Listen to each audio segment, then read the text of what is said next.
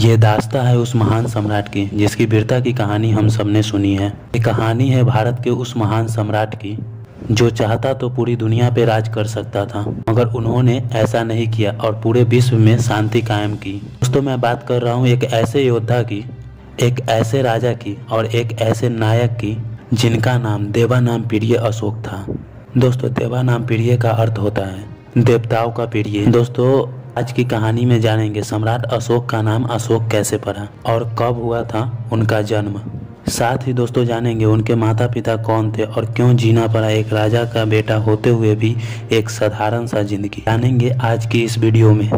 मगर उससे पहले अगर आप भी नए नए कहानी सुनने का शौकीन हैं तो इस चैनल को जरूर सब्सक्राइब कर लें और मेरी कहानी अच्छी लगे तो लाइक भी करते जाना। चलिए दोस्तों, बढ़ते हैं आज की कहानी की ओर।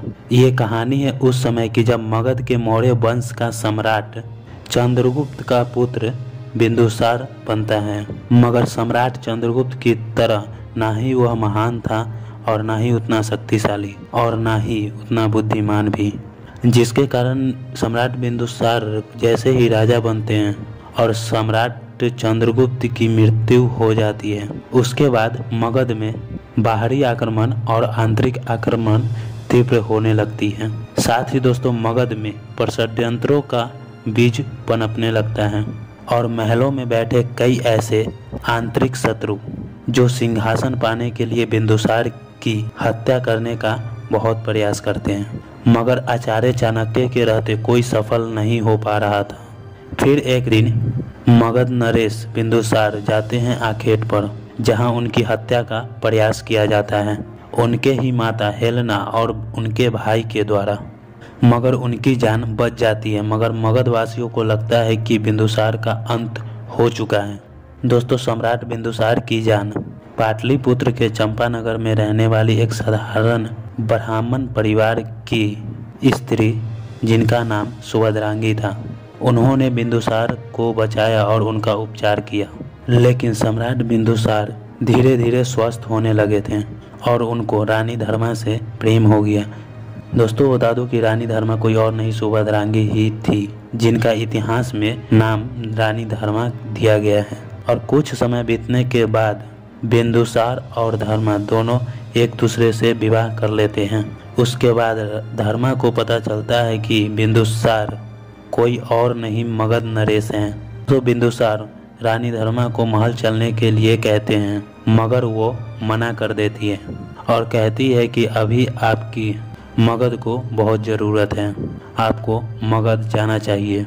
मगर बिंदुसार रानी धर्मा को अपनी अंगूठी देकर कहते हैं कि मैं वापस लेने जरूर आऊँगा, और इतना कहकर चले जाते हैं। लेकिन कुछ समय बाद धर्मा गर्भवती हो जाती है। अभी मीर खुरासन जो मगध का सेनापति होता है, वो धर्मा को जान से मारने के लिए उसके कस्बे चंपा नगर जाता है और धर्मा से जाकर कहता है कि सम्राट ने तुम्हें मारने के लिए, खत्म करने के लिए मुझे भेजा है, जो कि सत्य नहीं होता, और धर्मा को मारने का प्रयास करता है। तभी रानी धर्मा अपनी कुटिया में चली जाती है, मगर फिर भी मीर खुरासन उस कुटिया में ही आग लगवा देता है और वहाँ से चला जाता है और बिंदुसार से कहता है कि रानी धर्मा की किसी ने हत्या कर दी। मगर धर्मा उस आगों के बीच पड़ी रहती है और उसी समय जन्म होता है उस महान अशोक की।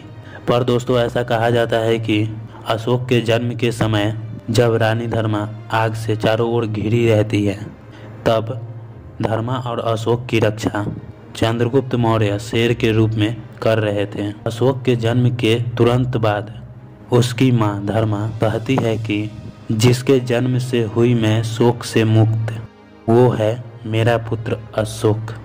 तभी से पूरी दुनिया सम्राट अशोक को अशोक के नाम से जानती है और सम्राट अशोक का जन्म 304 ईसा पूर्व में हुआ था। ये कहानी दोस्तों यहीं तक, मिलते हैं अगले वीडियो में।